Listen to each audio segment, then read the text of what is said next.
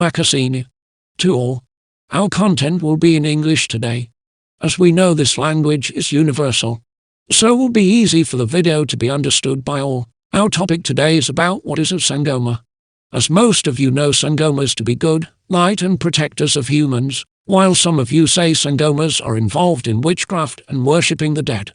Therefore they are the devil's workers. Well, some of this is not true, or should we say most of it a total lie. But how did this come to be? How did the truth become lies? With my divine knowledge and the information, also evidence, we have spent time finding for you. It will be enough to give you an understanding what are Sangomas. For you to understand this, you have to be willing to go back in the past with us. There we will reveal the truth behind the lies. So without wasting any time, let's get into it.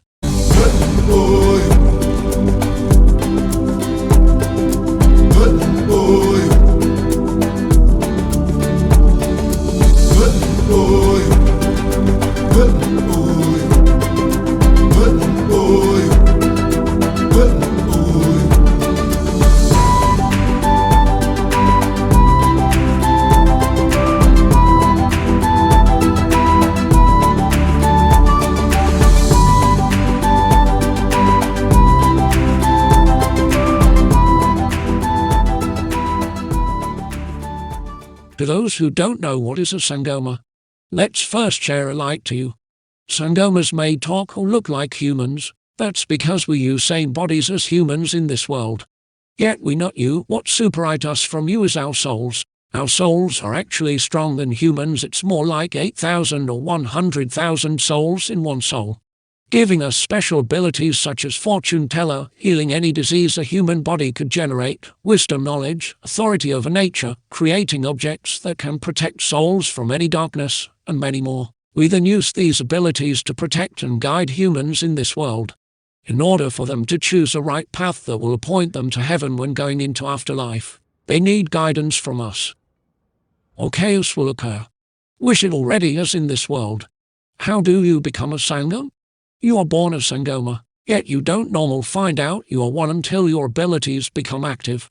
You see, your gift will tell or show you that it's time to begin your journey. They will show you signs such as dreaming of lions, leopards, dragons, or any wild or mythical creature. In your dreams they will be talking to you, telling you that it is time to begin your training, or they will show you someone who will help you with your training. As we are born with different souls, so we will have different abilities, as some don't need help from others with their training. Some will be called in the other world where they will do their training and come back complete with their training. Some of you say Sangomas go to Thwasa underwater, which is not true.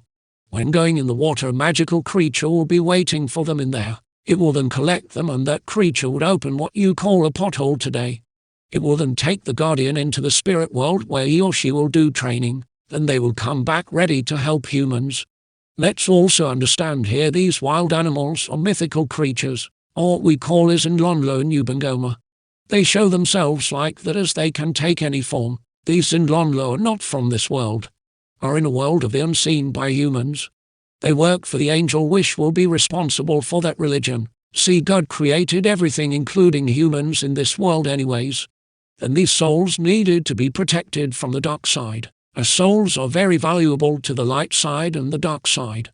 Souls produce an energy that can feed both sides. When the soul is happy, it releases good and delicious energy that the light side can feed from it in order to maintain themselves, and when it's swimming in pain and grief, it releases an energy that can feed the dark side. That's why the light side is so obsessed with keeping souls happy and the dark side keeping souls suffering. So as God created humans and gave them everything in this world including freedom, He then gave these humans rules. Those were not just rules, it was information to guide these humans to not take or make wrong decisions in this world. By following these rules it would help humans to not create sin and get their souls dirty. But how would God give this to humans? So God started by creating what you know to be an angel today. Only in our knowledge angels are not what you say are today. You see, when God created humans, He created different races, as this is the law of this world. Look around you, everything is in two or three, yet it's all just one thing or the same. As God created different what you call races, languages, also cultures, He then gave you humans different rules, or should we say religion. These religions may look like they were different, yet they were all same rules. just in different cultures and languages represented by different guardians and angels. This is how what you call religion today formed. It was an angel under God and guardians under angels. So it was an angel that its job is to maintain the religion. As guardians will work under it.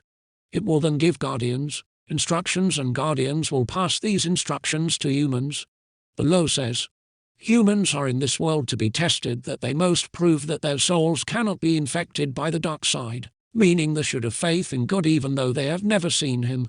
So if humans were to see a flying angel above them or God themselves, it will give humans proof and evidence that God exists. That will corrupt the test that humans are given in this world, which will result in wrong not weathered souls to heaven, which will kill or destroy heaven, leaving it infected by the dark side, making heaven just like this world you call earth. Let us tell a little something. Heaven is a perfect world where the dark cannot reach. So only happy souls are running around there, as there is only one side in charge. You see, when souls are created by this light energy, it is not perfect. It leaves links and licks within the soul. Those licks give humans freedom to choose in between the light and the dark, meaning the light can reach you and make you theirs.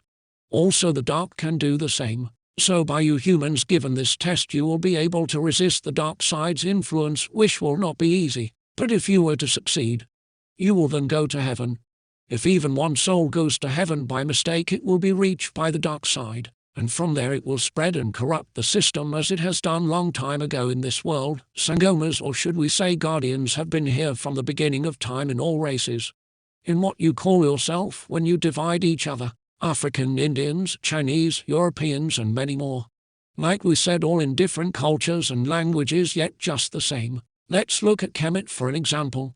What you are calling gods of Egypt were not gods or God. They were actually guardians and were very far to be a god, and they knew this, but as history was getting lost and destroyed to hide the truth about guardians, it also got lost slow. Humans end up calling guardians God.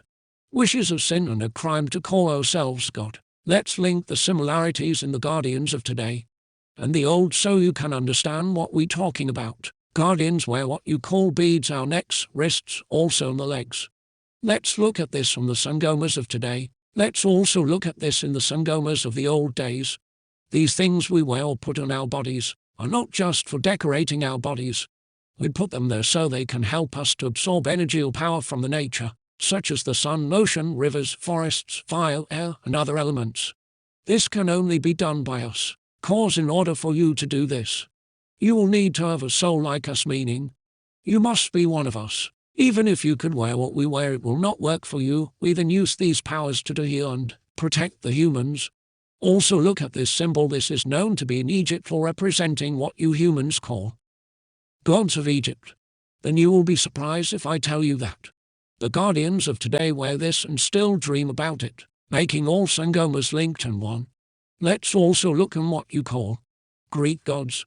They also wear this, like this guardian's use. He also was wearing this. Look at Hindu gods like Shiva. He also was wearing this.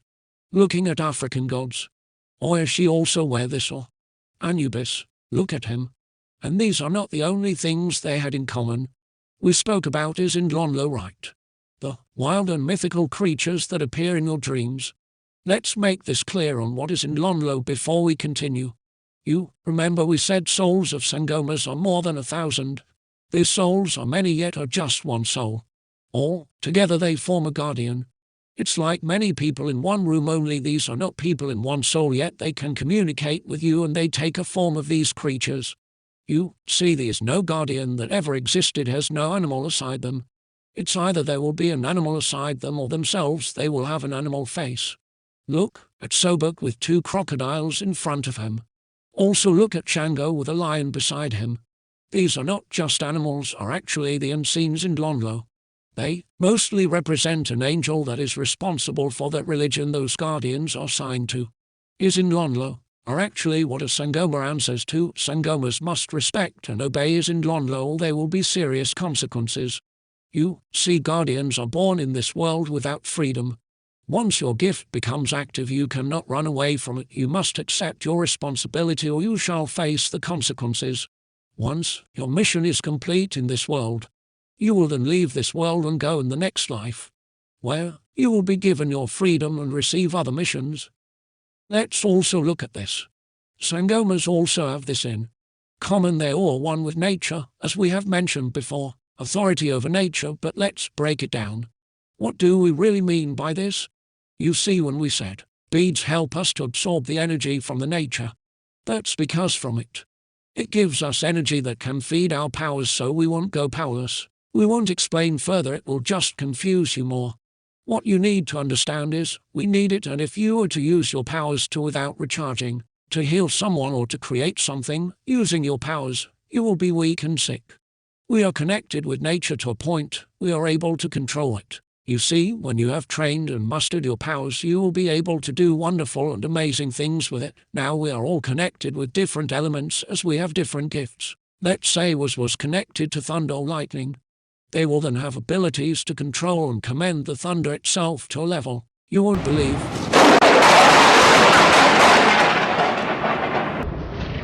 Let's look at Shango for an example. You see, he was doing things that no human could ever do, things in the mind of humans only God could do. So humans mistaken guardians with God.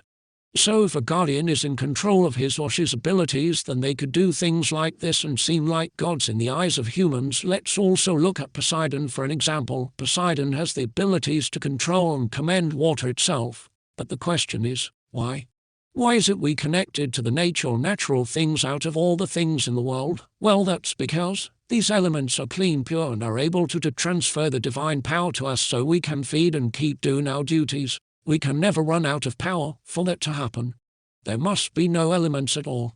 Wishful results in the world dying, also everything in it. You see, all these guardians are all one and connected. Throughout all races and cultures, they may look different, but it's all just the same thing, and they all answer to one angel, and that angel answer to one angel, and that angel answer to the mightiest powerful being God, the creator of all and everything, the light and hope of souls.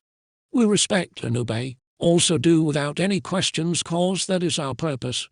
This is a question you need to ask. Why is that the Sangoma of today are so weak compared to the old ones and look a little different than the old Sangomas? Well, we will start with the looks. You see, it's different cultures mixed together, so they will wear different yet same things that do the same work. And as time moved, so did our reign ended. But it was not us who do that. The dark side used humans to fight and kill each other. In the minds of humans was for their benefits. Land, food, riches, and many more, but in the process, they were losing themselves and souls. You see, the dark side is an advantage over humans. They are smart than humans. Humans thought they were benefiting, so they did what you call war and invaded other countries and races by killing them and taking what is theirs. Humans had divided each other apart, so it was blacks and whites as you call yourselves, but it was white humans that were being used back then. You see, the dark side was able to get to the easy cause they had lost their ways and were worshipping wrong guardians. Let us explain this to you. You see, guardians are created pure and must follow the rules and instructions exactly as they are said. If not, then they will no longer serve under the light. So if they no longer serving under the light, it means they will serve under the darkness, and they will work and do what the darkness does or do. Which means they will no longer be feeding from the energy we feed from, which is happiness of humans. They will feed from the suffering of humans. So if we need giving such as goats, cows and chickens, the dark side will want human sacrifice. Tell you that the sacrifice of this man will not please the gods. It uses blood and suffering and will feed from that. These dark and turn guardians, so the white humans as they call themselves, were already worshipping the dark guardians, like Odin and others, so it was easy for the dark side to reach them and use them to erase. Or a cord around your neck. Which would you prefer? A knife. Thank you.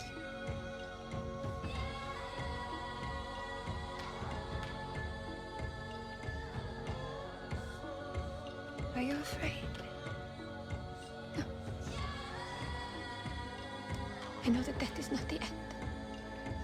So I'm not afraid. The Valkyries will ride alongside and guide you to Valhalla.